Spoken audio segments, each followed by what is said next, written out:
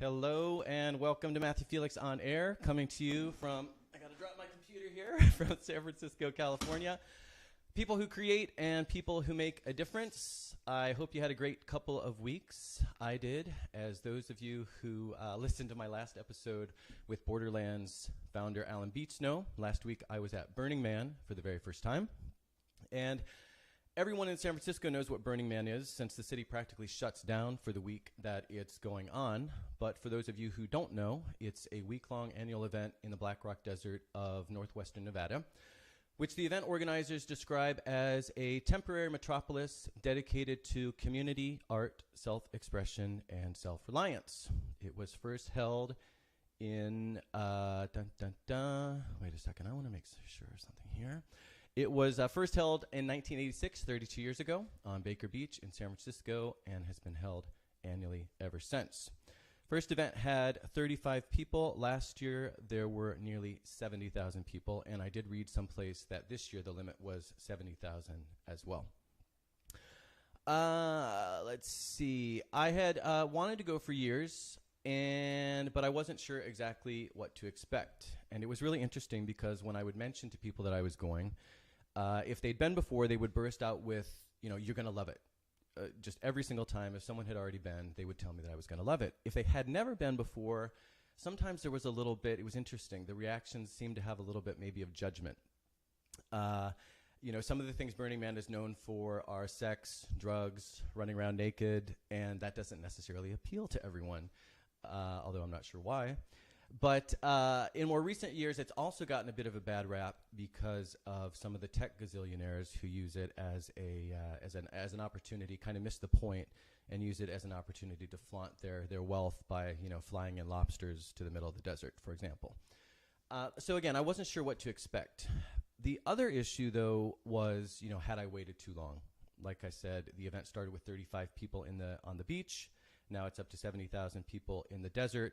So I couldn't help but wonder, had it lost some of its spirit? Had it changed so much that, again, maybe I had missed the boat? Well, I'm happy to report that I loved it. It's true there were plenty of drugs and sex and nudity, but if those aren't your things, there's still plenty of things that you can do. Everyone can have their own experience, is what I learned as I was having my own experience. A lot of things struck me. First off, just getting to what's called the playa. And this is the vast, just this expanse of desert that's almost perfectly flat. It's like this sand that's almost like chalk. And you might have seen pictures, or I had seen pictures beforehand of the playa, and you think, or at least I thought, that you have some sense for just how vast, how expansive this place is. Well, until you get there, you don't. You just can't. And so that was the first thing that hit me when I got to Burning Man, was just, this place is just amazing. It was just mind-blowing. But then on top of that, it's not just the desert.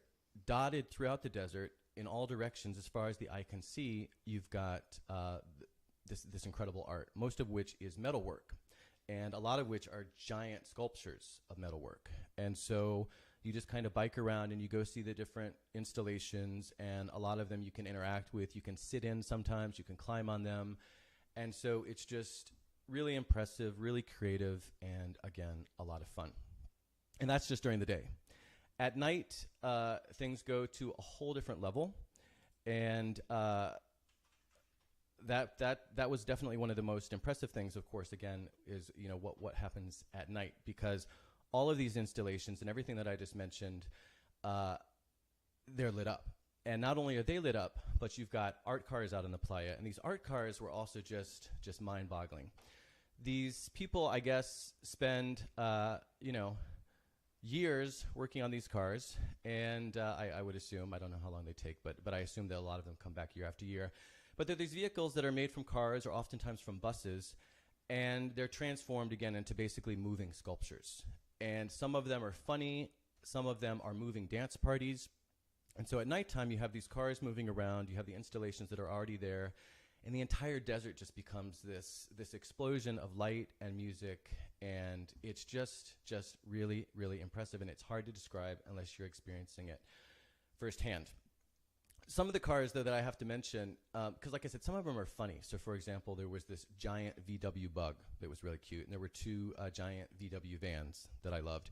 There was also a giant scrubbing bubble, and I can't remember what that cleaner is that cleans the tubs. So anyway, there was one of those scrubbing bubbles was this giant, again, art car, this moving vehicle, all lit up at night. And then there were also a couple of Pac-Man ghosts, which were really funny and interesting. But there was more. So in addition to the sculptures, in addition to all that, one morning I had free French toast. I also participated in a shamanic car wash. I got a free massage. I talked to a lot of interesting strangers in the center camp. And I listened to an opera performance. I listened to a guy's first ever accordion performance in public. I listened to a talk about Central Asia. So there was just so much going on. I also spent quite a bit of time jumping on a trampoline, and I danced a lot, my favorite party being the Balkans one. And they also had shots, and they had great music from the former Yugoslavian countries. So much more I could say, but again, the point is that it was a lot of fun, and I recommend it to anyone who can weather a sandstorm. There were quite a few, and for a few days after I came back, I felt as if I'd eaten a sandbox. And just make sure, the only thing I would say is you've got to have an open mind and an adventuresome soul to head out there. So that was my very high-level review of Burning Man. Something else I wanted to mention before we get into today's show is that this week I finally managed to launch my new podcast on iTunes. And I am really excited. This new podcast takes segments from what was my radio show and is now this video podcast, and it makes them available for the first time ever on iTunes and Google Play. As the name suggests, each episode features one interview with a writer, photographer, filmmaker, or someone else otherwise involved in the written word or visual images. The first episode is out already. Like I said, it just came out this week, and it features Jasmine Darznik, who is a New York Times bestselling author of the book Song of a Captive Bird, which is a fictional account of Iran's trailblazing woman poet Farooq Farrokhzad. The second episode is a funny, illuminating interview with one of the world's most accomplished photographers, Bob Holmes, and we discussed his interview with his friendship with Ansel Adams, running for his life from captors in the Himalaya and dressing inappropriately for the Queen of England. So 2 more episodes are out this week. All Over Coffee writer and artist Paul Madonna is coming out on, his episode is going to be out on Wednesday. And then Outside Magazine founder and travel writing legend Tim Cahill's episode, where he speaks in Spanish, what is probably the first time ever in public, is out on Thursday. And he tells a really moving story about penguins in the Barcelona Zoo. So you definitely don't want to miss that, especially if you didn't hear it the first time. So please check them out. Oh, I should also say that a travel series will follow once the Words and Images series is done, and then a society and culture one will follow as well. Almost ready to jump into today's show. First, though, I want to mention my upcoming ones. Next week at 2 o'clock Pacific, 5 o'clock Eastern, Kimberly Lovato and Jill Robinson will be on to talk about their new book, 100 Things to Do in San Francisco Before You Die. I've never met Jill, but Kimberly has been on the show before, so I know we will have a great time. Zoe Elton from the Mill Valley Film Festival will be making a return visit to talk about this year's festival, as will Jane Ganal, who will be telling us all about this year's San Francisco Litquake. I'm also really excited about a show that I'm going to do in November.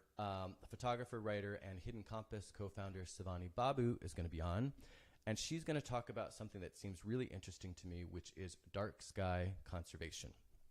And it's not something I know very much about, but when I heard that she was doing an article on this and the fact that there's a movement to actually preserve the skies specifically from light pollution, I just thought that was really interesting, really worthwhile, and I wanted to know more. So Savani is going to be on in November, and we're going to talk about that then.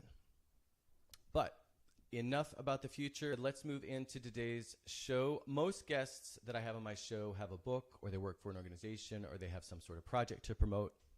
However, it turns out that if we meet at a party and we have an interesting enough conversation, you too apparently can be on my show. At least that's the case with today's guest. Nahid Fattahi works as a clinical research associate at Kaiser Permanente, their division of research, and as a clinical intern at Fremont's Youth and Family Services.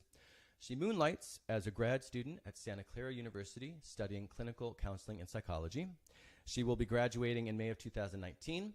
She also sits on the advisory board of Partnerships for Trauma Recovery, which we're going to talk about.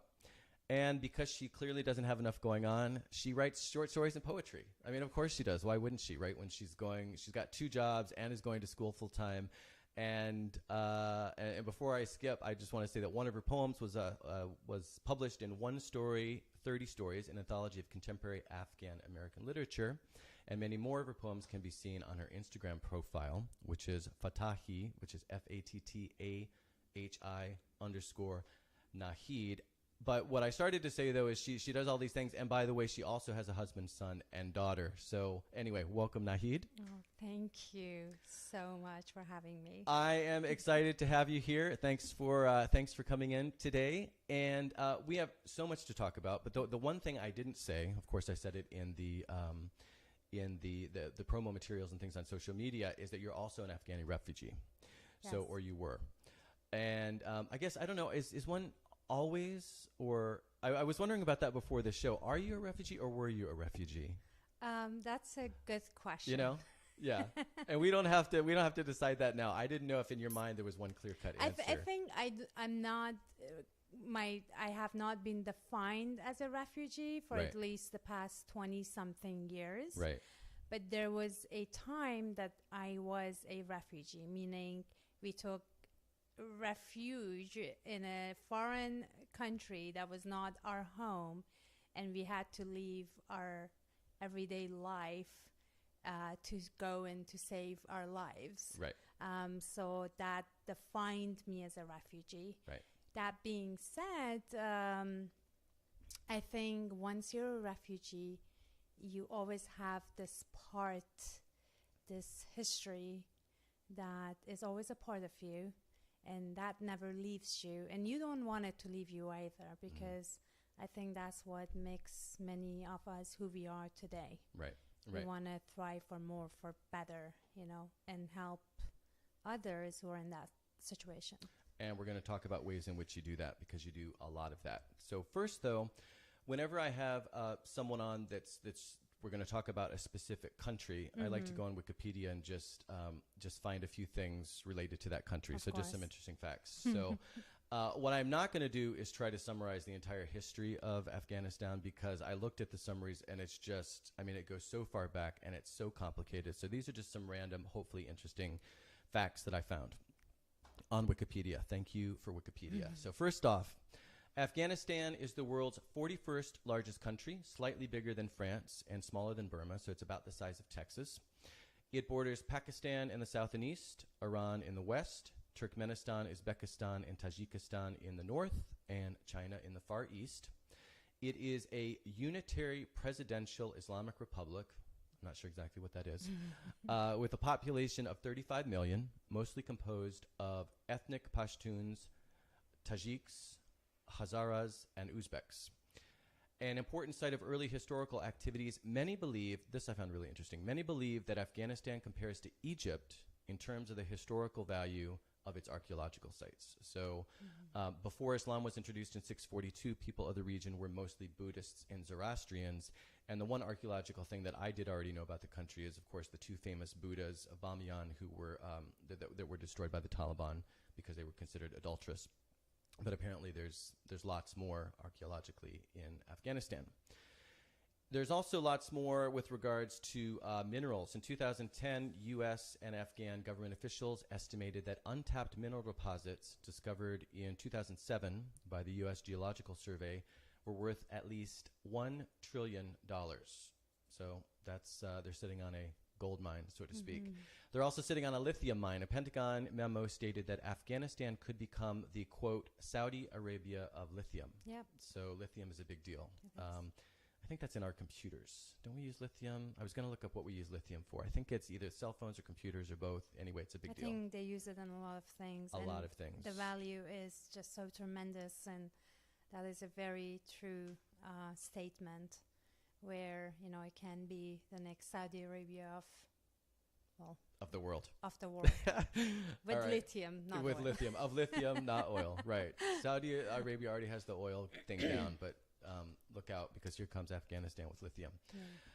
But they're also known for agricultural production specifically, and that's the backbone of the Afghan economy. Afghan economy. They're known for pomegranates, grapes, apricots, melons, and several other fresh and dry fruits. And saffron now. And saffron. Yes. I love saffron. Yes. Yes. Okay, and saffron. We are hoping to replace opium with saffron. With saffron. Yeah. And why?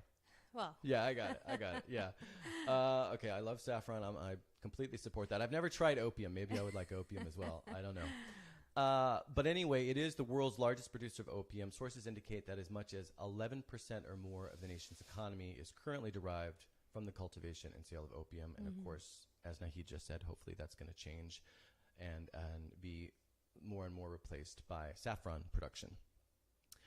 And the last factoid that I found here on Wikipedia, according to Transparency International, Afghanistan remains in the top most corrupt countries list. A January 2010 report published by the United Nations Office on Drugs and Crime revealed that bribery consumed an amount equal to 23% of the GDP of the nation. So that is a lot of bribery going on. And hopefully that situation's improving. Maybe we'll talk a little bit about that. So anyway, so those are just a few sort of things, like I said, that I dug up on Wikipedia, and that's mostly stuff from today. But let's go back and talk about what was going on in Afghanistan when you fled. And because you did flee the country and you fled, as you said, it sounds like 20 years ago. I mean, it's been a long time. But what was going on at that time and that made it necessary for you and whomever else you fled with? I don't know if it was your whole family or, to flee. And where did you flee to and how? Yeah, it was more than 20 years ago. It was in, I think, 1994 it was, or 3. And the reason we fled was because of the Soviet Union. So at that time, the country was under the Soviet Union. They attacked Afghanistan. The Cold War was going on. That's the start of Taliban, ISIS, Al-Qaeda and everything, because U.S. was funding the Mujahideen to fight the Russians, and Russians were fighting Afghans to occupy Afghanistan. I come from a family who were against the Russians and who were against the Communist Party. So because of that, mostly to save my father's life, we had to leave. And so I remember it vividly that we left in the middle of the night, because you had to leave very quietly. Right. And, at that time, nobody really trusted anyone. When you had to leave, you would not share it with people. You would just find a smuggler, a human smuggler, and then they would take you to the other side. And the other side was either Iran, because it's the neighboring country, or Pakistan. I'm from Herat, so we were the closest to Iran. And so we left our beautiful house. I remember it had an orchard, a fruit orchard. It was the house, it was a brick building in the middle of this big fruit orchard. So we left all of that, and a lot of memories and many of our relatives. And we went to Iran on the back of donkeys, to be more precise. Well, yeah, and could you be a little more precise? Because, can you tell us exactly what you remember? Like you said, it's been over 20 years ago, but you remember it so vividly because it was so intense. Yeah. So first of all, because you were, like a grade school? No, I was 4, so I was born in 80. So you were, really little. Yeah, I was little, and my brother was a baby. And when we left, I remember they told us not to make any noises, Because And you, of course, didn't know this was happening when you went to bed that night. They didn't tell you probably until they woke you up. No. Because you're 4 years old. They wake you up but I kind of knew what is going on. Oh, you did? Yeah, because, they were gathering some of the things and we just knew that we have to leave. Yeah. That was for sure. Yeah. And I'm the first child and, first children are very nosy. I'm a first child as well. There you go. So, there we go. We kind of have that. I would have known. Yeah, I definitely would have known. Yeah. I knew that something's going on here. We are leaving Ohio. We are not staying in Ohio through the night. Something is changing. Yeah, I would have known. Something very major. Yeah. The human smuggler shows up at your house. You guys. I can't remember exactly the details, like if they showed up or if I you think met we to meet went. them someplace. I think we had to drive to a certain point. Right. That makes more sense. And then met with them, and then it wasn't just us; it was other people as well. So it was a group. Okay. Yeah, it was a group of people. Of people that had to escape. And we had to escape because I think my father's life, we knew that they're going to come for him. Right. They did a few times. They already had tried. Wow. Yeah. And by them, the government. It was like the FBI of Afghanistan. Yeah. I think it was referred to and still is referred to as HOD. So it's the internal security. Okay. So they did come for him previously. And what happened was that my father's family, they were, what do you call it? I think the word for it is the feudals. They were the feudals? Yes. They were landowners. They were landowners. Mm-hmm. They were the ones that the Communist Party was attacking and targeting, right? Yeah. So that's basically they came for him, and I think they did take him from the stories that I heard later. And I think one of our farmers was working at as a government sort of agent. Yeah. No. And then he told my father, he said, your family has done so much for me and your father. And that's another, right now you're just talking about Afghanistan and some of the great things and some of the awful things. But the one thing with Afghans is that, I don't know, they just have this eternal gratitude, for people, for each other. Mm-hmm. And I like to think that it was because of that. That he rescued my father the first time. Right. And then he let him know that they're coming for you and you will be gone. So that you had time to get And out. the way that people were gone was that they were gone. Like you would not know if they're alive or if they're dead. Right. And of course, many of them were, getting executed, exactly. Yeah. So do you remember being, because this is a very mountainous region, I think. Crossing from making the crossing, so I don't exactly remember the surroundings much. I remember it was night, it was dark. You were on a mule, you said. Mm-hmm. You were on mules. Yes, you said? donkeys or donkeys. mules. Yeah. I don't know what they were. I don't know. Yeah, they're pretty close. They look very similar. They're very similar. Don't say that to them. You don't want to tell a mule that it's a donkey because they're going to get upset. I know it wasn't a horse, for sure. It was not a horse or a pony. Or a pony. Okay. We've narrowed it down to two possible species. I don't even know, are they species? Exactly. Okay. Or transportation mean for that time. Right. And great for mountains. Absolutely. Okay. Yeah. And was it just one night, or were you on the road for days? I don't know, because no, mules don't go very fast. Yeah, they're really sweet, but they're not fast. Yeah, I think it was for a couple of days. And I think that the region in the border of Herat, where we lived and where we are from, to our destination, which was the closest city in Iran that is on the border of Afghanistan. I think the name of the city, if I remember it correctly, is Taibat, yes. Mm-hmm. So that's where we went. And I don't think I can't remember the mountains. Maybe it was. Yeah. Well, like you said, it was night and you were 4 years old. So 4 or 5, yeah. 4 or 5. Yeah. So how long then? So you get to Iran, and do you know? Again, you were so young. Maybe you didn't know, but did you have a sense for how long this was just supposed to be a temporary situation? Yeah, it was supposed to be a temporary situation, and our goal was to not stay in Iran. We did not want to stay in Iran. Mm-hmm. Our goal was to then maybe go to Pakistan, and then from there migrate to possibly the U.S. Mhm. Or somewhere in Europe, Yep. and that's what many of the refugees did back then. Right. And still do. And Trying still to do. get to the yeah, West. yeah.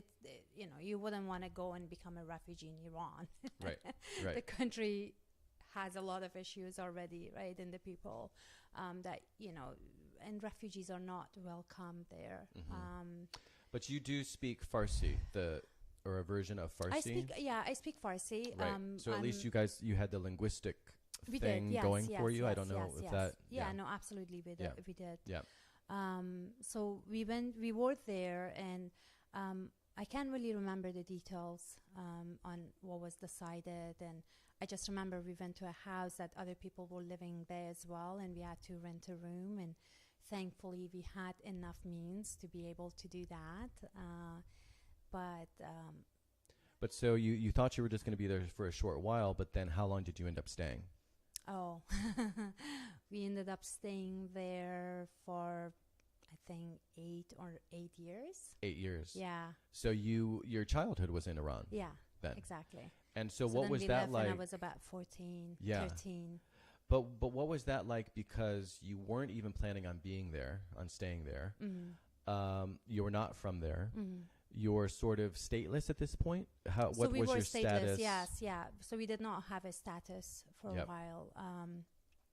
And because of that, when it was time for me to go to school, I was homeschooled by my mother, who was a teacher back home as well, and that obviously That was helped. good. Yeah. Yes. Yeah. She taught me, and she taught a few other Afghan kids who were related to us.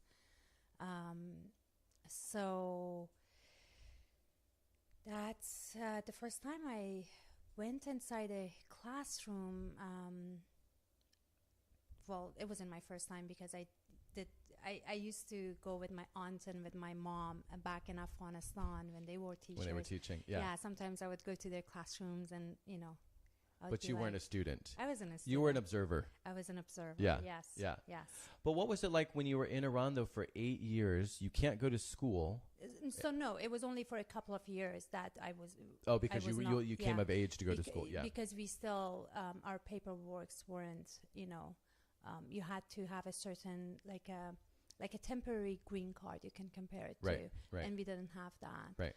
So then my father started working there, and we rented our own home, and So you were able to settle in yeah, eventually. It just took exactly. a few years. So for the most part, when I think about it, I mean, I still, when I, think back to my memories, we were lucky, because a few years ago, I went to Lesbos, Greece, to help with the refugee crisis. We're going to talk about that. And yes, and when I used to compare our life back in Iran in those few years, it's not even comparable to what these people are going through in this moment that you and I are speaking. Yeah. So hold that thought, because like I Yeah. said, we're definitely going to talk about that, Yeah, because I want to definitely. go into Yeah. some detail Yeah. about that. But okay, so you crossed the mountains by mule or donkey. We're not sure which. You're going to One have of to do some those, research yeah, and figure out what species exactly. it was. I think it was donkey. You think it was donkey? Yeah, You're I feeling think- more. I don't know. For some reason, I think mule is not a thing in Afghanistan. I have never really heard mule. Yeah. I know there is a Farsi word for it, Yeah. but So maybe we have mules in Iran, but not Afghanistan, is what you're saying? maybe we have them in Afghanistan too. No, I mean, All when right. I say Farsi, in Yeah. Afghans, we speak Farsi too. Yes. Yeah. And Iranians speak Farsi. Yes. Which, for those who don't know, is Persian. It's is what Persian, we, yeah. It's a fancier word for It's Farsi. a fancier. Persian is a fancier word for Farsi. Some people think so. Yeah, yeah. So they use Persian. Yeah, from when Iran was Persia, I guess. Exactly. Right? Yeah. It's like Italian being Romans. Yeah, exactly. Okay, so you cross the mountains. You have a couple years where things are a little bit rough in Iran because you're stateless, that sort of thing. But then that eventually works itself out, Yeah, it did. and you get somewhat integrated. But then yeah. when you're 14, you head to Canada. Yes. I think yes, that was- that's when it was 19. Not when I was 14. I was 16. 16. When Okay. I was 14, we head back to Afghanistan. Oh, you went back to Afghanistan. Yeah, Oh, because by I then, missed that part. we did go back to Afghanistan because by that time, it was 1994, and it was 2 years after the collapse of the last Soviet Union elected president, Najibullah. He was the last quote-unquote communist president that was ruling Afghanistan. So once the Mujahideen took over, we thought that everything is fine now. We waited a couple of years, and it was time to go back home, and we were just so happy that, you know, now we can actually go and live our lives again. But it turned out you couldn't. It turned out that we could, but that's when a new group came along, the Taliban. I've heard of them. Yeah. I've heard of them. I think they're pretty infamous. They have right? good PR agents. Exactly. Yeah, the word has gotten out. Yeah. So that's when they came into the scene. So when so the talk was there that there is this very scary group. And I remember my father, he passed away 16 years ago. I remember him, when I remember my father, I remember him always tuning into BBC, Radio BBC, and that's where he was getting most of his news from. And there was talk about this group of people who are trying to bring back the Sharia law.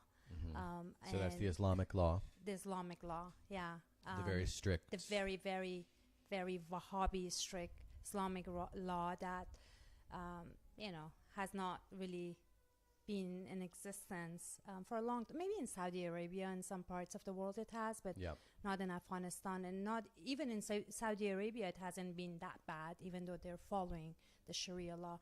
And an example would be, although women could not drive there up to, I think, this year. Until, I think a month ago. Like a couple of very, months ago. Very recently, yeah. But they do, and they did have the right to attend school and universities and such. The difference with Taliban was that they were saying that that's even haram, and haram, you know, not allowed in Islam. That's wait, haram? Haram, yes. Oh, that means not allowed? That means not allowed. That means it's not. I'm sure there is a better translation for it, but for now we'll just go not allowed. Not allowed.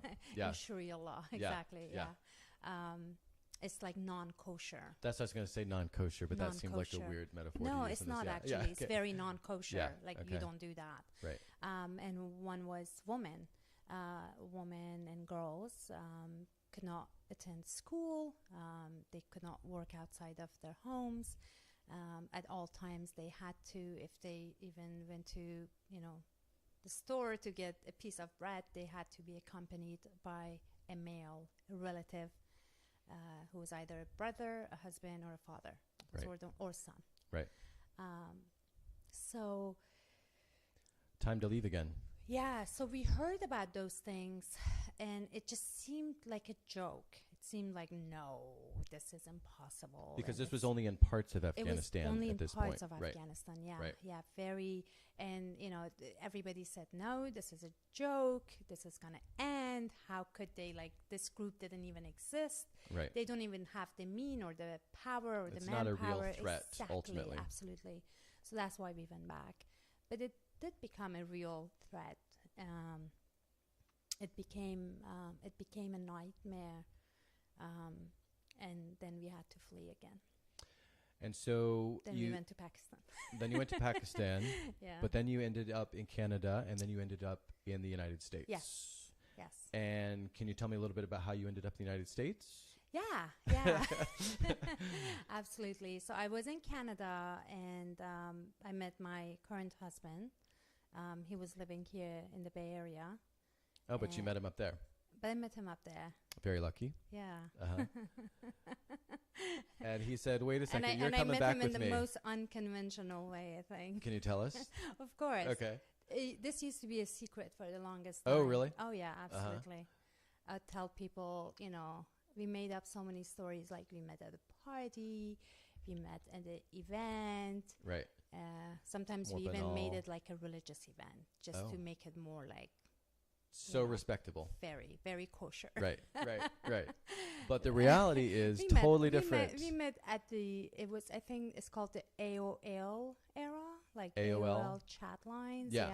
Oh, so you met online? We met online. Oh. That was a very long-winded way of saying we met online. I know, exactly. But isn't that funny? Because it is so true. I mean, kids today, those youngsters, to them, the idea that there's any sort of shame or any reason to hide that you and me, I mean, because that's just how you do it. How could you even meet somebody online? Right? Well, how could you meet someone some other way? Life now, today, right? how can you meet someone any other way? Yeah, right? That's like just how it's done. Tinder and But it's so true. I mean, back whenever, 5, 10, 15 years ago, I don't know how long. I've not been even married for almost 16 years. Okay. So back then, and even more recently than that, though, there was still this hesitation to admit that you met someone online. Oh yeah. It's so just, funny. Yeah, it wasn't cool enough. Like, yeah. Really? Well, but there was also something like unrespectable about it, right? Yes, That's why you just said that you would say we absolutely. met at a religious function, right? Because that's so much more respectable. Absolutely.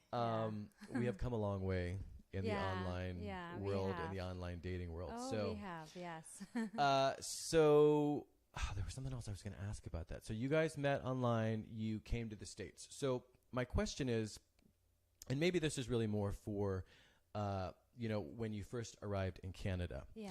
But I'm going to go on a quick tangent here that is nonetheless directly related to this. I keep getting Lyft drivers who are from Afghanistan. And when I say I keep getting Lyft drivers, I mean 6 or 7 or 8 of my last drivers, and I don't even take Lyft that often. Yeah.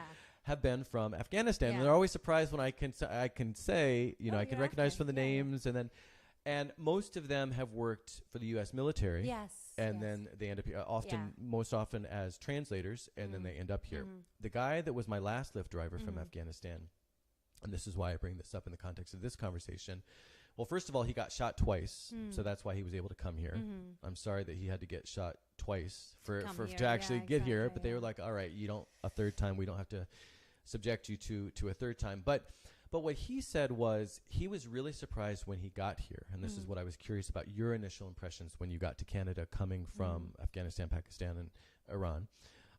Because he thought, the United States is spending all this money in Afghanistan. So he was thinking that when he got here, not quite that the streets would be paved with gold, but that at least they wouldn't have potholes. Yeah. And this, of course, is coming from a Lyft driver. Yeah. And so he was saying that he was just so shocked because he's driving around. He's like, our infrastructure needs a lot of work. Yeah. And it wasn't a criticism. He was just surprised because he literally thought if we have the funds to spend that much money on the other side of the world, that we must be in really good shape here. And then the other thing was, what was that? What was the second thing?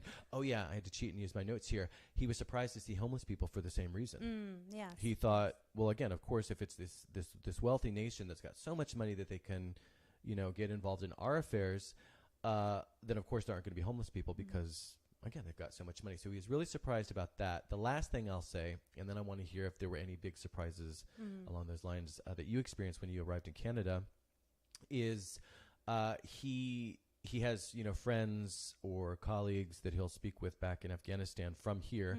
He's here and they're there. And he was telling me about how one of them had asked, well, do you still carry your AK-47 out when you're just going out? Because his where he came from, his friends in Afghanistan, because where he came from in Afghanistan, he was also, people were looking for him, much like what you were describing with your father. And he was in very real danger. Like I said, he'd been shot twice. He was in very real danger because the Taliban and ISIS and whatever those other organizations are, because I think there are quite a few now, he was targeted because he's working for the States. He's working for the West. So, he had to explain to his friend, no, I don't have to walk around here in the States with an AK-47. It's actually safe. So I just thought all of that, in all of my conversations, I love taking Lyft now. This is almost an advertisement for Lyft. I love taking Lyft. I've had so many fascinating, touching conversations, with these fellows. So all that to say, like I said, coming back around, you're coming from such a different place. You arrive in Canada. Where anything like that really stands out as some of your first impressions, sort of cultural shock, cultural surprise related? Yeah. No, absolutely. I mean, when I went to Canada, I went in December of 1996. I was 16, and I went to Toronto. and it was freezing cold. Yeah. Yeah. I mean, I saw snow there because in Afghanistan, at least back then, we used to have 4 seasons, and Right. in Iran as well. But it was just freezing. Uh-huh. Um, Excuse me. the cultural shock was big. Yeah. Of course. Anything that jumps out? So you're in the airport and you leave the airport anything that jumps out to me. One is the smell of coffee. Interesting. Yeah. Why is that? Why is that Honestly, a surprise? like I still want to smell coffee the way I did when I first went to Canada. But you had coffee in Afghanistan. We did have coffee, but in Canada, I mean, every corner there was a coffee shop. There was a Tim Hortons, or that's the Canadian. I know, it's a Canadian thing that was owned by Wendy's, or they merged with Wendy's, I love them, and though. it's a They're huge. so good. I still like when I go and visit my sisters in Canada. I make sure to go to Tim Hortons as many times as I possibly can. Well, I mean, I just read an article on this. I mean, it's maybe been 6 months, but Tim Hortons apparently has some sort of cult following in Canada. And whenever I've kind of driven Maybe by, I'm one of the people in that cult because I love them. Yeah. So and I worked there too for a little. Oh, while. you worked there. You worked there. Okay, well that's different. You got an employee discount or whatever. Yeah, exactly. Okay. I love that you worked at Tim Hortons. All right. How did we get to this? I don't know, but that's a whole other conversation. That's all. Yeah, it was coffee. It that's was right. the smell of coffee. I mean, just everywhere I went, I smelled coffee. Like it was suffocating, and I did not like the way I felt around coffee. Oh, you didn't like it? No. Okay, it was a bad thing. It was all right, a bad all right. For a thing. second, I thought you were saying that this was like No. a pleasant association. No, it you was had. not. No, Yeah, it was an like assault. very foreign. It was exactly. I'm like, what is this? Right. Enough. Yeah. Yeah. Now I'm addicted to coffee. Okay, but not Tim Hortons. We don't have Tim Hortons. I mean, so. I love Tim Hortons. Yeah. Although I guess you could mail order it. I make my own French press. You make your own French press. Sometimes with the Tim Hortons coffee that I bring it here. Does Tim Hortons even work in a French press? Not really. It seems, no, yeah. It's not it the seems same. sort of, yeah. Tim Hortons, I don't know. Yeah. Okay, we could talk a lot more about that, but let's kind of jump ahead to, because one thing I'm curious is, and this is somewhat related. Well, first, it's just because of my curiosity, and because, as you know, and as my listeners and viewers know, if I have any viewers after today's video fiasco so we're yet not again. totally live now? No, we're totally live, but on Facebook, it looks like we're robots. Oh, okay. It's doing That's this. fun. I like that. I don't. No. I hate it because I spent all week making sure that didn't happen, and every single test run I did was perfectly fine. But anyway, we're not going to go there. I already went on my little diatribe at the beginning of the show, and I apologize profusely. It's absolutely bizarre. And here I am. I can see myself now pretending to be a robot on the screen. Anyway, what I was going to say is, I was just on the border of Afghanistan for 6 days. I've seen your I was on the Tajik side. The pictures are stunning, or the place is stunning. Yeah. I loved it. And between having just been there, now, first of all, before I even went to Central Asia, I was thinking that I probably wouldn't go down there because I didn't know. And I'm someone who has traveled quite a lot, and yet I wasn't sure that it was safe, right? Because I'm still beholden to what I'm seeing in the news and that sort of thing. So even when I did my original map that I shared with family and friends of my route, I changed it so that it didn't look as if I was going to be on the border of Afghanistan for 6 days because I didn't want people to know, and I wasn't sure I was going to do it anyway. But then I get there, and you talk to people in the place, and then you learn, oh, this is actually that part of Afghanistan is completely safe. You don't want to miss the Wakhan Valley. It's the thing that you should see if you're even going to be in that neighborhood. And it ended up being the most stunning part of my trip. No ifs, ands, or buts. And so thank God I went.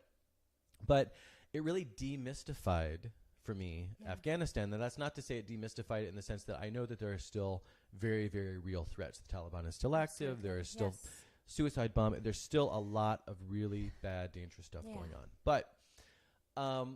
But so all of that to say that I'm just really curious about Afghanistan and about that region. And like I said, I've really been enjoying my conversations in Lyft, and I've just been taking Lyfts just to have the conversations. But I'm curious, given all that, what is it like for you, insofar as you can sort of paraphrase or even speak to, what is it like for you to be an Afghani American?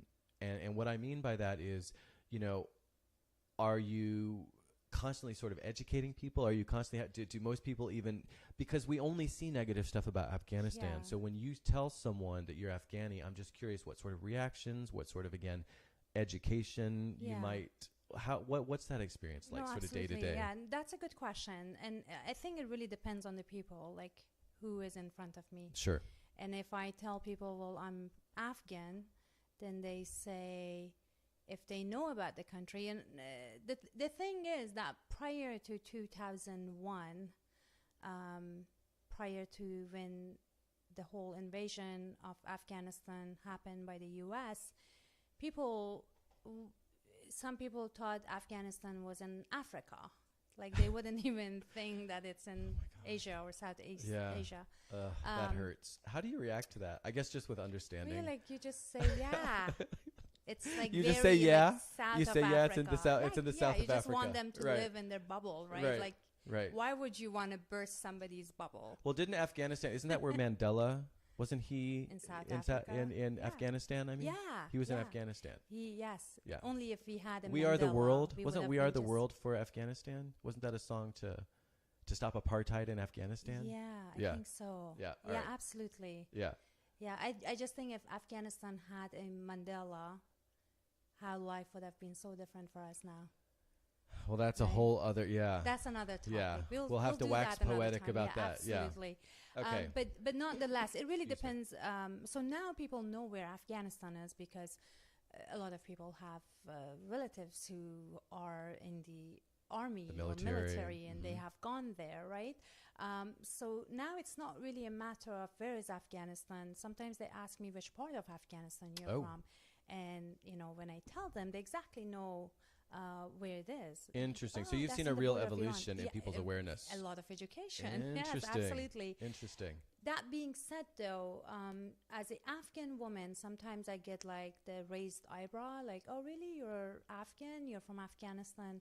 I think it's this stereotype of Afghan women that some of the people still carry with them, that, they are oppressed, or they for sure are wearing a hijab or covering their head and their faces. And that's not the case, right? Right. And so, but I think you that's get where that. a lot of the education comes, where I'm like, no. But you get that reaction even though they're looking at you, seeing that that's obviously not the case. They just think that they I'm still like, make that association. Yeah, they do. They absolutely do. And then I do get asked like, why, well, you don't look Afghan. And I'm like, no, I look actually very Afghan. Right. Right. If you have seen an Afghan woman. Yeah. And, the way, so I guess what I'm trying to say is that even though, especially during the Taliban and the Mujahideen and all these years, life has been really hard for Afghans, and especially Afghan women. We have so many strong and, just fighter women that are go-getters, and whether they wear a hijab or not, because also the whole hijab thing is another, some women, they do wear a hijab, they cover up, and people just look at them and they think they're oppressed just because they're wearing a hijab, or they don't have rights, or they don't know what their rights are. And that's sometimes quite the opposite. I'm not saying it's all, exactly. It's more complicated than that. And probably very case by case. Exactly, case by case. And some women, they choose to wear a hijab, as I choose not to wear a hijab. So I think with being an Afghan, it's a lot of stereotyping. That goes on. But the thing is that even when I go back to Afghanistan, and I was there in 2000. Well, that was my next question. If you had been back. Yeah. So last time I was there was 2012, and there too, I don't really fit in completely because. Although, when I go there, I do wear the hijab. You do? Yes, absolutely. Because if I'm going on the streets, I want to blend in. So everyone there does wear the hijab. I mean, all the women. Although it's not mandatory, but yes, even foreigners, they choose to cover up a little bit just so they can blend in more. And as an Afghan, of course, that's a part of my culture, and I respect it with all my heart. So when I'm there, I don't want to say that I'm different than you. But I think, and this is not just my story, this is the story of many immigrants who have lived in so many different places, that you feel belong to everywhere, but you're never exactly 100% from anywhere, right? I'm never 100% Afghan, nor I can ever be 100% American. Yep. Yep. So, yeah. So when you went back in 2012, how long had it been since you'd been there? Well, 2010. 2010? So it had been 2 years. Yeah. All right, well, let's go back to 2010. How long had it been before 2010? So I think I better say the first time I actually went was 2005. Okay, and that's, I guess, what I'm really curious about. How was that? It's 2005. It was just very, very emotional for me. I actually went with my son. He was 4 or 5 months old. Oh, wow. Yeah, he was a baby. Wow. So I went with him. That's a long trip to make with a 4 or 5 month old. Absolutely it is. Yeah, it was well worth it. You just gave him lots of sleeping tablets and just had him knocked out for the whole trip and no issue. Yeah, exactly. Yeah. And I had, I was breastfeeding him, so that helped too. That helped. I'm sure that helped. He had 2 of those. Yeah. He was fine. He could not have been happier. He didn't know he was on a plane, not on a plane, whatever. Yeah. What country he was in. There you go. Yeah. Life was good at that point. Life was really good. So yeah, that's when I went, and it was very emotional. It was very emotional for me because, the last time I was there, I was a teenager, and now I was a woman, I was a mother. And I remember when the plane sat on the airport. The tarmac. On the tarmac, exactly. Thank you for that word. That's a tricky one. Yeah. I was crying because it was my land. It's right. my Your homecoming of sort. Exactly. Yeah. And that's always a part of me. Yep. So it was a very emotional but happy time. I got to see many people. And do you still have family there, presumably? I do, yes. Yep. I have a couple of aunts and some cousins. And on more recent trips, have you taken your son and daughter? No, I have not. Okay. And the reason I wanted to. I really did. I just thought it would be selfish of me to do that. Because it's not safe? Because it's not safe, because I know what is going on there. And I'm not saying it's dangerous. Many people do take their kids. My husband and I, we just chose not to do that. Do I want for them to go? Yes. My dream is, I have friends who are from India or from Iran, and sometimes each summer they go back home with their kids. I can't do that. Yep. Because Afghanistan, there's a lot going on. A lot is going on there, yeah. Is your husband Afghan as well? Yes, he is. Okay. Yeah. And same cultural group, so you both, he speaks Farsi as well? Or because there are 2 languages? Yeah, it's Pashto. Pashto and Farsi. Yeah. He's from Kabul. I'm from Herat, so he's Are those like capital boy? He's from the capital. Is there a rivalry between the two? Well, but he does speak Farsi as well. Our Farsi is very different accents, though. So if you hear somebody from Kabul who speaks Farsi versus somebody from Herat, you can tell the difference. It's very, And my kids have the funniest Farsi accent. Because it's a mix of both of their parents. And also English accents. Excuse me. Yes.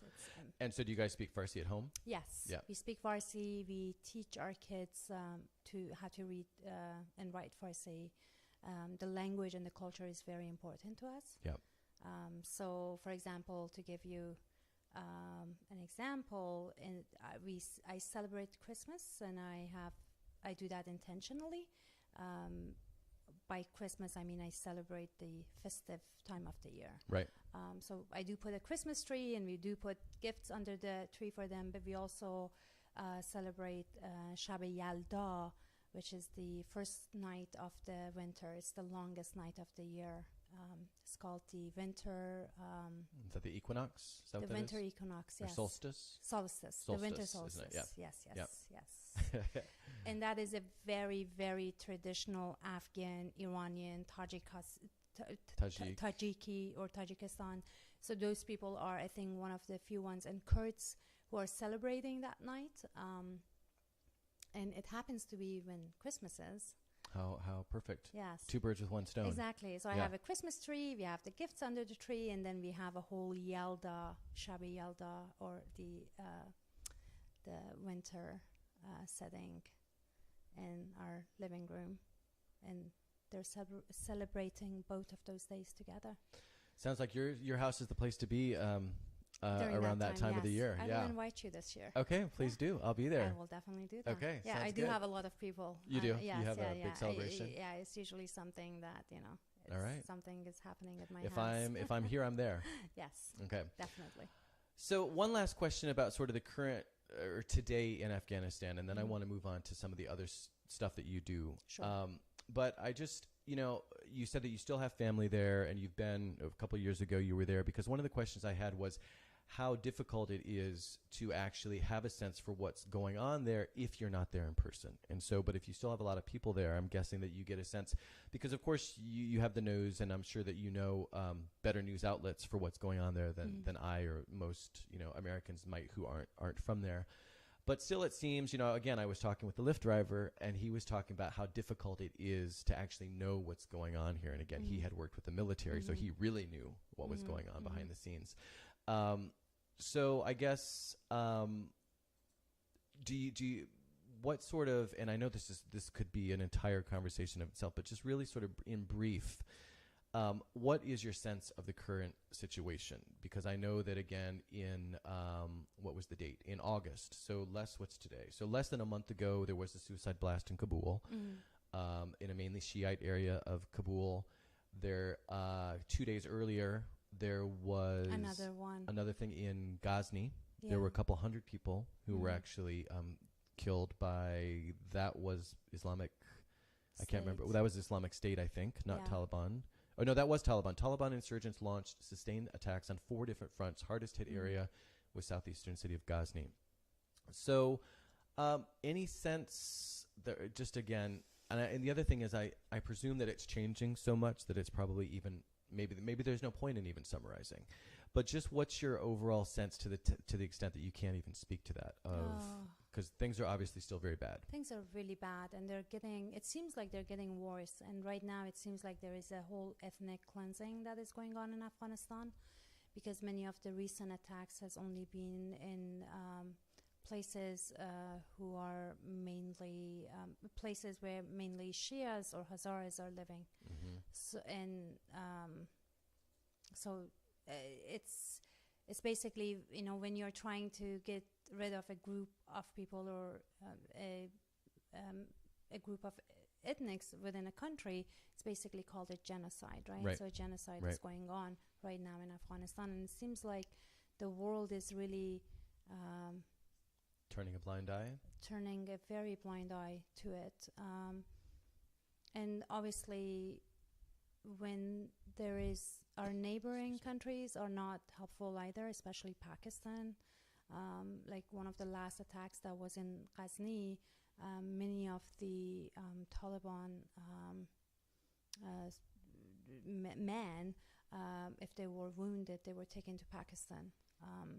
To get aid and to to get support. aid and to get support. Okay. Yeah, So exactly. Pakistan is actively, at least parts of Pakistan or certain absolutely. groups in Pakistan are actively supporting the Taliban. Yeah. Yes.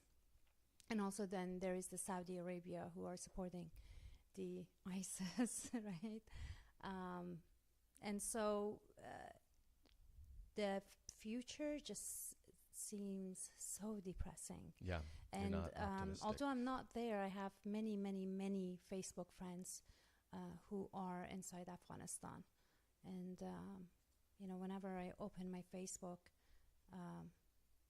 I honestly, it's rarely that I hear anything happy. Yep. Except those times that, we have sport events and women are really shining, both outside and inside of Afghanistan. Those are some of the positive news that we get on our news feed, but the rest is all about death and killing. Yep. Yeah. Yep. Well, let's talk about what we can do, because you obviously can't be on the ground right now in Afghanistan somehow changing the political, social situation. Sadly not.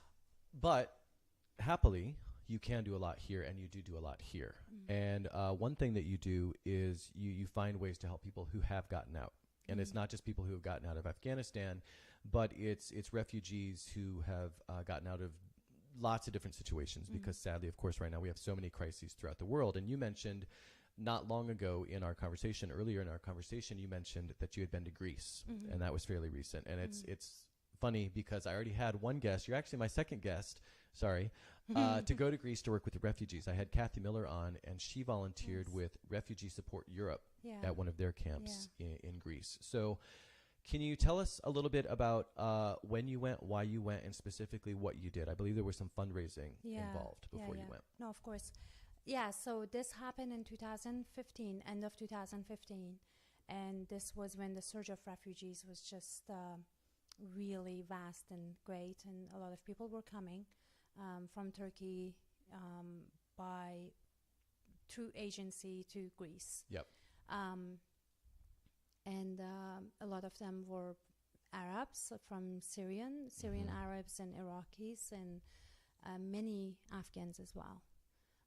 The reason I decided to go was at that time, first they needed Farsi, they needed people who can help with translation. Sure.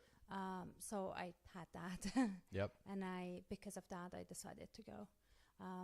Who was they? Did you go with a particular organization? No. Or? So at that time, they really, when I say they, I mean the Greek officials. Okay. In Greece. And I went to Lesbos. That's the island that is closest to the agency on the other part of, I think, exactly. Yep. I think on the other side, I think is Izmir. I'm not sure which city in Turkey that is. Yeah, that would be Izmir. Yeah.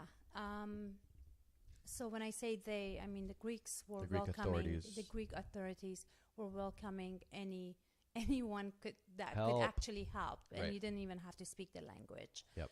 So that's when I decided to go.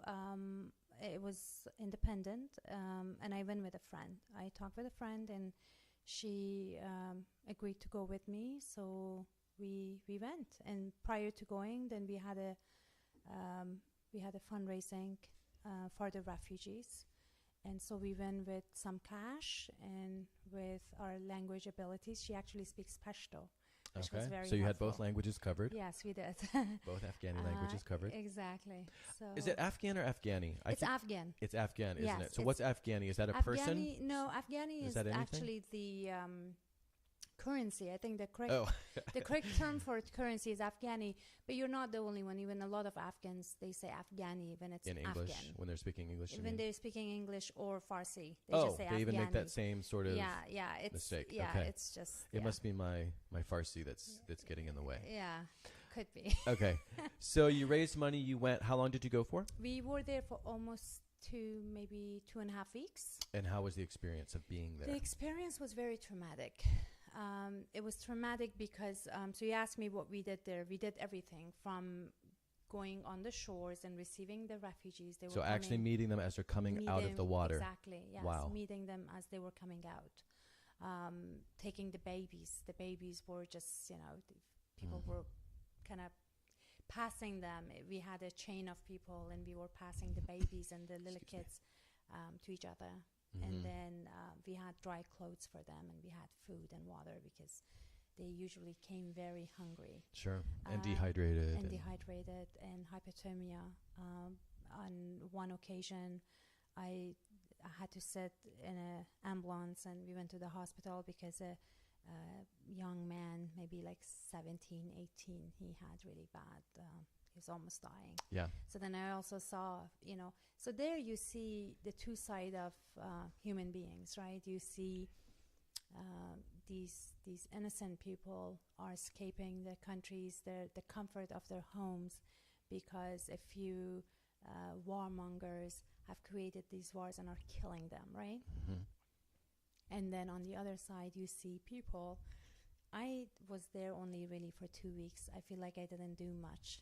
I remember many Greek people actually, they quit their jobs, they quit their living, they lived in the island just to help these refugees. Really? In particular, there was this man who was a really good swimmer, and he said many of the refugees actually used to die when they got to the shore because the water they was couldn't still, swim. exactly, they couldn't swim. So he was there, and that was his job. Every morning at 3 in the morning, he went to the shores, and he was in the water picking up little kids and elders and all And you that. said 3 a.m. because much like when you left, people are coming in under cover of darkness. People are coming in the darkness. Yep. So at 3 a.m. we started receiving them, and then it went on until like maybe mid-morning, and then it stopped. Yeah. It was very rare that you would get a boat or a raft In the middle of the day. In the middle of the day, yeah, Yeah. exactly. So then you saw these people who have left everything to be there and to help. So you see the two side of what a human being can do, right? Right. What man can do Right. with our brain and with our life and Yeah. with our power. That is so intense. Thank you for doing that. Well, it was I'm happy that I had the opportunity and the means to do it. Well, not to, but you did make the opportunity. So I appreciate your humility, but you made that opportunity, Yeah. right? Well, And thank so, you. Yeah. so thank you on behalf of all those people that you helped. Oh. Because if more of us were doing things like that, then hopefully the tide would turn in the favor of this more positive side of humanity, right? Yeah. That you're Wouldn't talking that be about. nice? Yeah. So something you just said that, of course, is not surprising is that your experience there was traumatic, Mm-hmm. and the other thing, or one of your other main focuses is the work that you do with Partnership for, what is it here? Partnership for Trauma Recovery, or PTR. Yeah. So can you tell me who Partnership for Trauma Recovery is and Yeah. how you got involved? And I believe you sit on their board, but what do they do specifically? So it's a nonprofit based in Berkeley, and what they do is that they provide mental health services to refugees, and in particular to those refugees who were tortured in their home countries. And these services are ongoing, and we have seen firsthand impact on the lives of these refugees. And you have seen firsthand impact of the work that the organization has done, yeah, and how yeah, it's yeah, helped them to work absolutely. through their trauma. Because and we have different ones, like we have a lot of refugees from Africa, we have some refugees from Afghanistan, we also have refugees from Central and South America. May I read the list? Because the list is impressive. So Please, on there, yes. because I looked at their website, and Mhm. it said, and this is on the donate section of the website, Mhm. so anyone who wants to donate to this cause, this is a super worthy cause, obviously, but on their donate page, they say, in PTR's first year, because I guess they just got started fairly recently. Yes, it is a recent organization. You, the donors, helped 170 international survivors from 29 countries heal Mhm. from their trauma. With your contribution, PTR's clinical team of 14 provided skilled, globally, culturally aware psychosocial care for women, men, and children from Afghanistan, Cameroon, Democratic Republic of Congo, El Salvador, Eritrea, Guatemala, Honduras, Iran, Iraq, Jordan, Mexico, Syria, Uganda, Yemen, and more. Yeah. You helped train a team of clinical interns with the capacity to collectively serve over 3,500 more survivors over the course of their careers. And their site, if you do want to donate, which of course you do, because this is a super worthy, like I said, I don't know why I keep saying super, but it's a very worthy cause, is traumapartners.org. So really covering a lot of ground. And I mean, Yeah. I can't imagine what sort of help these people need after going through torture. I mean, that's Yes. got to be just the ultimate PTSD. It is The the ultimate. ultimate PTSD, Yeah. exactly. Yeah. And PTSD, I mean, anyone that comes from a war-torn country, they have PTSD. Right, even if they regardless haven't been of- tortured. Exactly, even Right. if they haven't been, yes. I have a really good example of that I have to Go share. ahead. That I love this example. Not my own personal example, Yeah. obviously, but I have a Lebanese friend who grew Mhm. up during the Civil War, Yeah. and every night there were bombings. Mm-hmm. And so when he came here, initially when there weren't bombings, he had trouble sleeping. So I don't know if that's actually PTSD, but it's some sort of variant of it, It is, where yeah. he became so used to being, I guess, in that trauma state that he yeah. couldn't disconnect from that, Yes. or when he did, That is then trauma. That is PTSD, actually. right. Yeah. And it's kind of a cute anecdote, Yeah. but it speaks to how deep that kind of thing can run. And again, he Absolutely. wasn't even tortured. I mean, Yeah. I can't even imagine. So, but you sit on their advisory board, Yes. you said, and yes. so what does that entail? Well, it basically I was a board member earlier, and then I just became a little bit too with especially with school. So With your on two the jobs, your school, Yeah, your two kind- children, yeah, kind of, your yeah. husband, your There you go. poetry. Oh. You got a little busy? Is that what you're saying? So on the advisory board, I'm. I think still you should just work harder. Clearly, she just needs to work harder. It's fine. You can slack once in a while. Aw, So you decided to thank you. just be an advisor and serve on the board. Yeah, exactly. Yeah. Yeah, because I don't have to attend all the meetings, and but that then must be I can nice. also talk Other about people are them attending the and be meetings. a part of it, Yeah. right? Okay. She doesn't want to attend Uh, meetings. She wants to help, but she can't be bothered to be at the meetings. Okay, so is part of let's changing gears. Speaking to your Sure. schooling and speaking to the big change that you're making in your life right now, is part of your work with Partnership for Trauma Recovery, is that related to your decision to go into psychology? And how did you make that decision? Because that's Sure. not what you were doing before. No, I was not. So I went to business school. I studied management information systems, and Great. yeah, Lots of jobs for that around here. A lot. Yeah. Silicon Valley and that, go hand in hand. And I was working in corporate America for the past, I would say, 10 years, doing marketing management and project management. And Love it. all the fun things. I've done I that. enjoy I that. know how great that There is you from go. my own firsthand experience. 9 to 5, not really. So a few years ago, I knew that I wanted to do something a little bit different and change gears. And so I was torn in between law school and to become a therapist, Mhm. psychologist. Yep. And so I chose the latter because I feel like I have experienced life from so many different dimensions that I would make a good therapist. You have a lot of life experience to draw on to help these people. Absolutely. Yeah. So, Absolutely. So that's what I did. I got into Santa Clara University, and that's what I've been studying. I kept my job. I kept on working. I went You went back to and fewer forth, meetings, like though, for that full-time and organization. part-time. There you go. I did that too. Yeah, you did. You did nonetheless cut some corners. There you go. Let's I be did honest. Actually, at Yeah. the end, I just was like, I can't. I'm so sorry.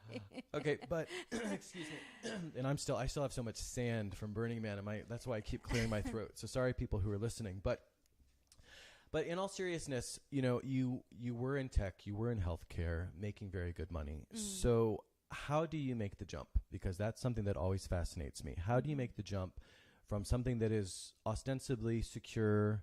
You've got a healthy paycheck coming in. But then there's something in what I your miss. soul. Yeah, you and me both. You The and me healthy both. paycheck. Yes, I really miss the healthy paycheck. And yet there was something inside you saying, I want to follow my passion. I Exactly. want to do It something that was, has yeah. more meaning, at least for me, Absolutely. as much as supporting the healthcare industry, which is just struggling in this country, of course, is spiritually fulfilling. But how do you make that jump? That is a very good question. I just knew that what I'm doing day in, day out is not my calling. Yes, the paycheck was very healthy and a very happy one. And A happy paycheck. it would be a lie if I said I don't miss it. Right, And I only quit my last official job in marketing in May. Okay, so that's very recent. And I made the switch in May, yeah, and I can still, It still hurts. still hurts. It still yeah, hurts. and I have seen the difference. Yeah. But I am so much happier because I feel like I get to make a difference. Even if I don't see the results firsthand, I get to impact somebody's life. Although you probably will see the results firsthand when you actually get into to having actually patients, right? Having patients, yeah. Right.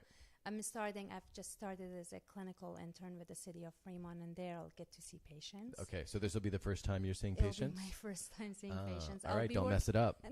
Don't mess it up. These I people's am lives are in your so hands. nervous. Really? I Well, it is a told- lot of responsibility. I told my supervisor, I actually have my first patient this Wednesday. Okay. And I said, do you think I can do this? She's like, yes, you can. Okay. Go into that room, and I'm there. I'm like listening. I will help you. You'll Yeah. be okay. But you'll be doing the actual I'll be session, doing the actual but she's right therapy. there shadowing you in case Yes, you yes. lead the person astray. Absolutely, yeah. Yeah. And we have to film some of our sessions, and then we have group meetings, and then I have individual meetings with her, and then we will talk about each case in details. Okay. So Best of luck. thank you very Okay. much.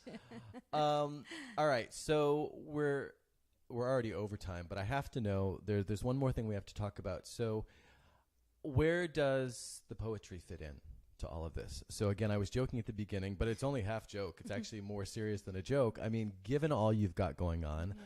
I'm a writer. I know how much time it takes, how difficult it is to find the time in this space. I don't have 2 kids. I don't have 2 jobs. I don't have this new career. How do you find the time to write the poetry, which again, as I mentioned at the beginning of the show, is on her Instagram page, and I'll shout that out again at the end of today's show. How do you find the time and the space to continue writing, and why is it so important to you? Because obviously it's very important, given or otherwise, given everything you've got going on, you wouldn't be doing it. Yeah. So can you speak to Well, all that a little bit? I have been writing since I was 7. Okay. So writing has always been my hobby. I remember when some of my classmates and other friends were playing with dolls, and I would sit and I would write. I was a very weird child. A very strange Very child. strange. You would have Barbie doing literary readings. Maybe, Yeah. absolutely, if I had a Barbie. Right. If you had had a Barbie, she would have been hosting literary events. Exactly. Yeah. So writing has always been a part of who I am. Without it, I can't function.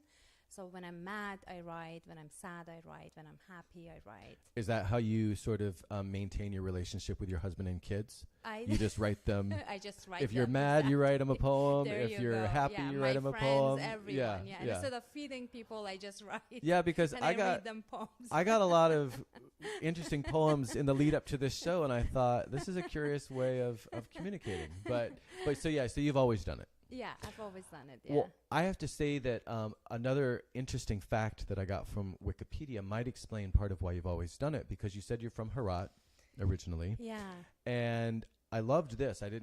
This was really cool. Quote, and this again from Wikipedia. Classic Persian and Pashto poetry are a cherished part of Afghan culture. Yes. Thursdays are traditionally poetry night in the city of Herat, Yes. where men, women, and children gather and recite both ancient and modern poems. So basically, it sounds as if Herat has a sort of a lit quake Yes, every absolutely. Thursday. We are Something like famous that. for that. We are Really? Yes. Yeah, everyone in yes. Afghanistan knows that's... This- And it actually happens on Thursdays. People still do this. Well, people do it, and the Thursdays, because Fridays are our weekend there, and Thursdays is when family gather together, and Thursday nights. Oh, because they have especially, Friday off, you Because mean? they have Friday Yeah, off. Yes. okay. So yes, in those gatherings, you always hear people read poetry. Really? Yes. Even today? Even today. That's awesome. Yeah. The family that reads and writes poetry together stays together. There you go. That's what I heard. Yeah, that's the magic. Okay, so like I said, we're out of time, but could you read a little bit? So Farsi is known as the French of the Middle East, and I've heard it many times, and I think it is a beautiful language. So would you be willing to read a poem or two in Farsi and then the English version as well? Oh, sure. So I'm going to do So I write social and political poems and some love poems. We don't want to rile anyone up here, so keep it clean. Yes, I Nothing will. too controversial. Absolutely, because without love, none of us could be here. Amen. Amen. Amen. to that, my friend. Okay.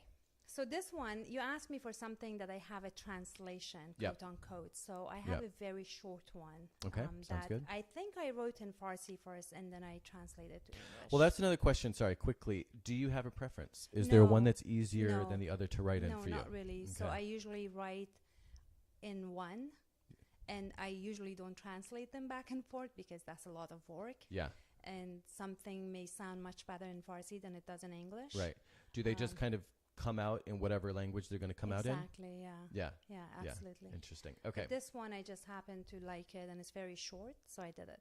All right, let's So do do it. you want me to do the Farsi first or English? Let's do the Farsi first, please. Okay. تنین خنده هایت جان و روحم را نوازش می دهد.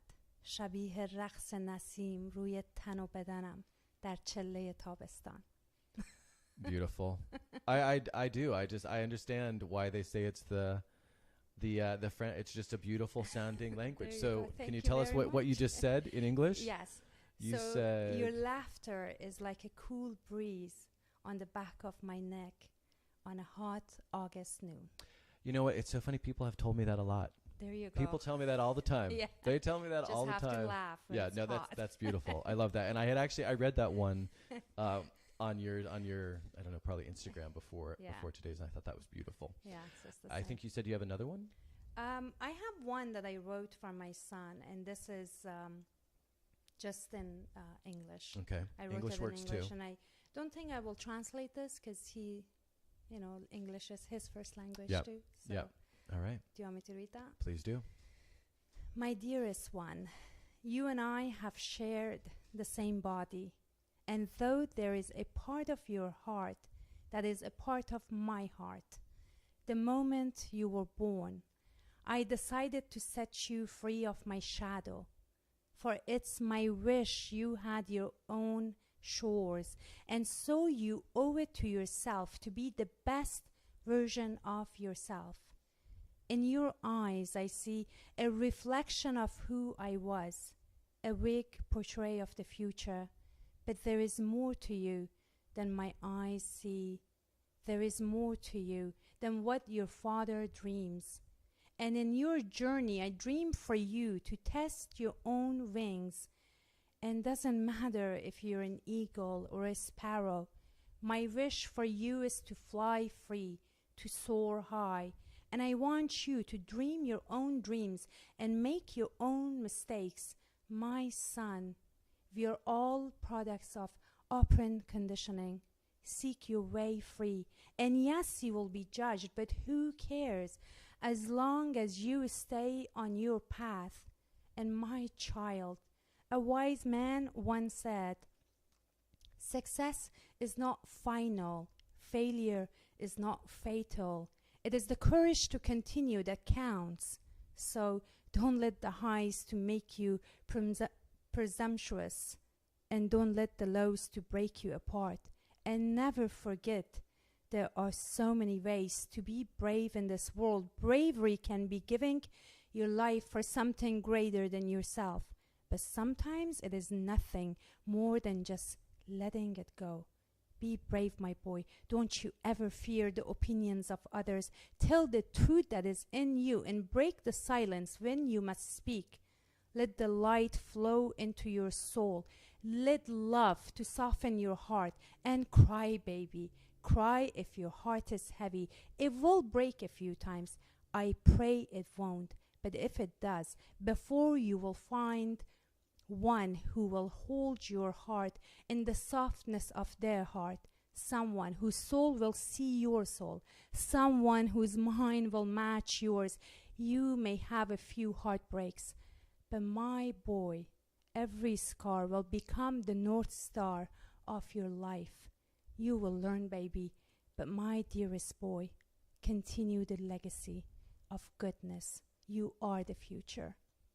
Continue to be humble and fight for your sisters' equality and all the girls your age. They are the future women. Equality is their right. Those are the sort of bravery I wish for you. Continue the legacy of manhood. My boy, my hope is you will never speak low of any woman, not because they remind you of your little sister or mother, but because each and every human deserves respect, needs compassion. This world is yours. Work hard, baby, to make it a better place, a safe heaven for all. My sweet boy, let it happen to you. Stay in the moment, good and bad. Don't lose the sight. Just keep going. No feeling is final. Nothing is the end. The magic of life is this. It is eternal. Beautiful. Thank you. No, thank you for sharing. And, I was just thinking so many things as you were reading that, but a couple things that stand out was, did you you obviously shared this with him. And what was his reaction? It's like, oh, mommy, I love you. Okay, I guess he is 15, right? I He's guess 13. Or he's 13. Yeah. Okay, all right. Oh, Yeah. mommy, that's cute. Yeah, he tells me not to kiss him in front Yeah. of his school when I drop Okay. him off. Well, the other thing I was thinking is, I mean, it's basically a guidebook to how he should proceed with his life. I hope so. It's yeah. I it's mean, you just for covered a him. lot of ground there, and yeah, but I think you could share that with a lot of kids his age, Yeah. and there's a lot of wisdom and really good advice and insight there. So I hope so. lucky him, and I hope he really takes that to heart, and I'm sure Thank he you will. so much. Yeah, Thank you, no, Matthew. thank you for sharing, and thank you for being here today. We course. really have to go. This is now my longest show ever, Awesome. at least in I- this I- in this. I break the record. You for broke this the time. record. Okay, there you go. And we still have much more that we could talk about, so you're gonna have to come back. Yes. But let me just before we say goodbye completely here, let me say Facebook. You are Nahid Fattahi, Nahid F as in Frank, Attahi. On Instagram, she's the opposite. She's Fattahi_Nahid. And partnership again for trauma recovery is traumapartners.org. Thank you again very much, Nahid, for being here. Thank you. Thank you so much for having me. All right, so that's all for today. Next week at a special time, 2 o'clock Pacific, 5 o'clock Eastern. So again, that's a few hours earlier than normal. Travel writers Kimberly Lovato and Jill Robinson will be on the show to talk about their new book, 100 Things to Do in San Francisco Before You Die. Thanks again to today's guest, Nahid Fattahi. And last but certainly not least, thank you for watching and listening. If you like the show, please share on social media and subscribe, rate, and review on YouTube, iTunes, and or Google Play. It's the only way I can get the word out, and it really helps, and I really appreciate it. For more about me, my website is MatthewFelix.com, and links to my social media, books, podcasts, and all the rest can be found there. If you have any comments, suggestions on how to get Facebook to work, and ideas for the show, or just want to say hello, I would love to hear from you at FelixOnAir@MatthewFelix.com. Thanks again for listening, and have a great week.